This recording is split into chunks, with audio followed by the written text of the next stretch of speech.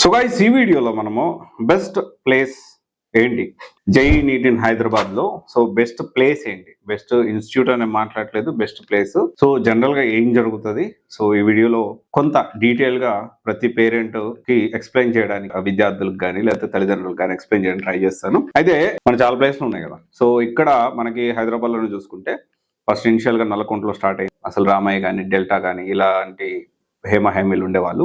అసలు ఇనిషియల్గా ఎలా ఉండేదంటే సపరేట్గా సపరేట్గా జూనియర్ కాలేజ్ ఒక దగ్గర ఉండేది. ఓన్లీ ఐఐటి జేఈకి మాత్రమే కోచింగ్ సెంటర్లు ఉండేవి. ఏది బిఫోర్ 12 ముందు, 12 తర్వాత చేంజెస్ వచ్చాయి కదా, దానికంటే ముందు. అయితే ఆ తర్వాత మెల్లగా ఇప్పుడు చూసుకుంటే Madhapur, KPHB, Amberpet, Kavuri hills, Kompally, Kothapet, Miyapur, Vanasthalipuram side, ఇలా ఎక్కడ చూసుకున్నా కానీ విపరీతంగా ఎక్కడికక్కడ జూనియర్ కాలేజెస్ అంటే inter with JEE, inter with NEET అనేవి కాలేజెస్ ఎక్కడికక్కడ చాలా పెరిగిపోయాయి.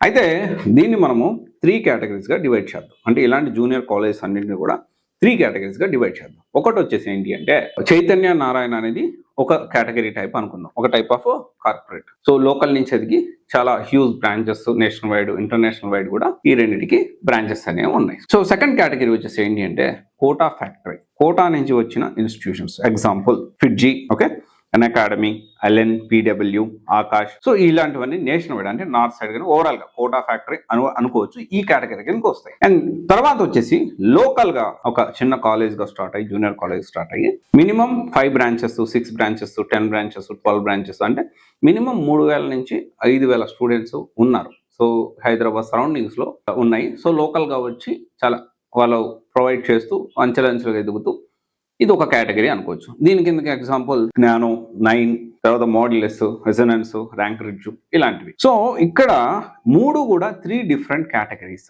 ప్రతి ఒక్కరూ కూడా ఆలోచించాల్సిన విషయం ఏంటి అంటే అవుట్రేటెడ్ గా నా పర్సనల్ ఒపీనియన్ అయితే కోటా నుంచి వచ్చిన వాళ్ళకి, సో జనరల్గా ఏంటి అంటే కోటా నుంచి వచ్చిన వాళ్ళు ఎక్కువగా ఫ్రాంచైజ్ పద్ధతి నడుస్తుంది. ఫిట్జీ కానివ్వండి, అన్ అకాడమీ కానివ్వండి, ఇవన్నీ కూడా ఏంటి అంటే ఫ్రాంచైజ్ పద్ధతి. బన్సాల్ ఎస్పెషల్లీ, మెయిన్ కోటా అంటేనే బన్సాల్ కదా, బన్సాల్ కానీ.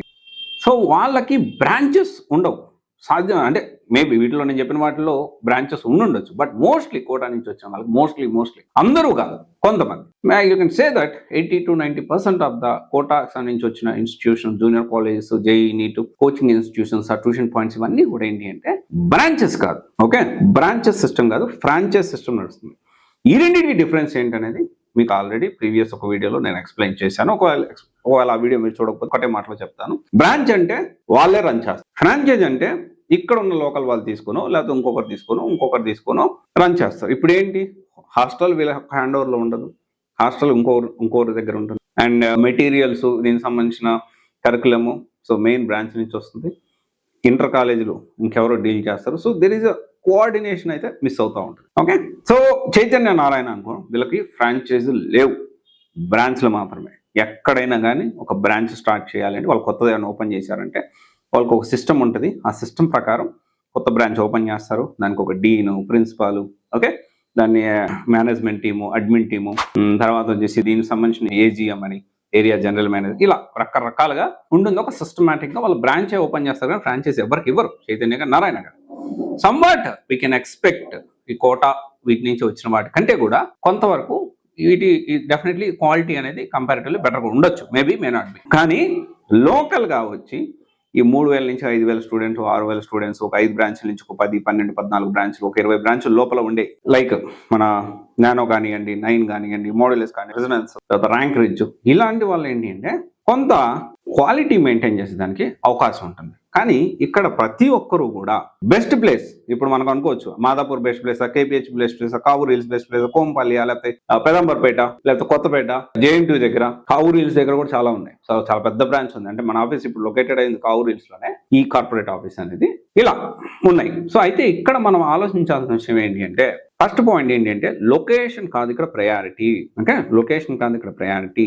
ప్రతి branch every branch is different. అది చైతన్య నారాయణ అయి ఉండొచ్చు, కోటా నుంచి వచ్చిన బెన్సాల్, ఫిట్జీ, అన్ అకాడమీ, లేకపోతే ఆకాష్, ఎల్ఎన్, ఇదన్నా అయి ఉండొచ్చు. లోకల్ గా బిల్డ్ అయిన నానో, తర్వాత 9, తర్వాత మోడ్యులస్, రెసొనెన్స్, ర్యాంక్ ఇలాంటివి అయి ఉండొచ్చు. బ్రాంచ్, స్పెసిఫిక్ బ్రాండ్ ని చూసి మనం ఎప్పుడు కూడా పిల్లల్ని జాయిన్ చేయించొద్దు. బ్రాంచ్ ని చూసి జాయిన్ చేయించండి. ఆ బ్రాంచ్ లో ఎవరు ఉంటారు? ఫ్యాకల్టీ ఎవరు, సిస్టమ్ ఎలా ఉంది, ఎన్వైరన్మెంట్ ఎలా ఉంది, ఫుడ్ క్వాలిటీ ఎలా ఉంది, అక్కడ ఉన్న సిస్టమ్ కరికులం ఎలా ఉంది. సో ఇది డీటెయిల్ గా ప్రతి బ్రాంచ్ ఇస్ డిఫరెంట్. ఈ మధ్య కొంత China batch, Japan batch, America batch అని చెప్పి కొంతమంది చేస్తూ ఉంటారు. ఇలాంటివి ఏదో ఎగ్జామ్ పెట్టి సీట్ దొరకడమే కష్టం అని సో హడావుడి చేస్తూ ఉంటారు. సో అలాంటి మార్కెటింగ్ మాయలో పడొద్దు. బ్రాంచ్లు తిరగండి, బ్రాండ్ నుంచి చూసి జాయిన్ చేయొద్దు. Every branch is different. ఆ పర్టికులర్ బ్రాంచ్ లో ర్యాంక్స్ వచ్చాయా లేదా, ఎలా కేర్ చేస్తున్నారు, పర్సనల్ కేర్ ఎలా ఉంది. సో ఇలా మనం ముందుకు వెళ్ళాలి కానీ బ్రాండ్ ని చూసి లేకపోతే అక్కడెక్కడో బాగుంది, అక్కడెక్కడో ర్యాంక్స్ వచ్చాయి, ఇక్కడ పిల్లల్ని జాయిన్ చేయించడం ఇదంతా కరెక్ట్ కాదు. ఎవరైతే పేరెంట్స్ ఉన్నారో ఇది మీరు ఖచ్చితంగా గమనించగలరు. ఓకేనా? అన్ని తిరగండి. ఎక్కడ బ్రాంచ్, ఎక్కడ మీకు దగ్గర ఏది ఉంది, ఒకవేళ దాంట్లో ఏది బాగుంది అంటే ఎగ్జాంపుల్ కొత్తపేటలో ఒక 10 ఉన్నాయి, 10 డిఫరెంట్ జూనియర్ కాలేజెస్ ఉన్నాయి. ఆ 10లోనూ తిరగండి మీకు దగ్గరగా ఉంటే. సో దాన్ని బట్టి అక్కడ ఏది బాగుందో మీరు డిసైడ్ చేసుకొని డెసిషన్ తీసుకోండి. సో బ్లైండ్గా జాయిన్ అవ్వద్దు. తర్వాత తరం ఏదైతే విద్యార్థుల భవిష్యత్తు, మీ పిల్లల భవిష్యత్తు అనేది ఈ inter with JEE or inter with NEET అనేది అలా కీలకం. సో జాగ్రత్తగా అడుగు వేయండి. Thank you.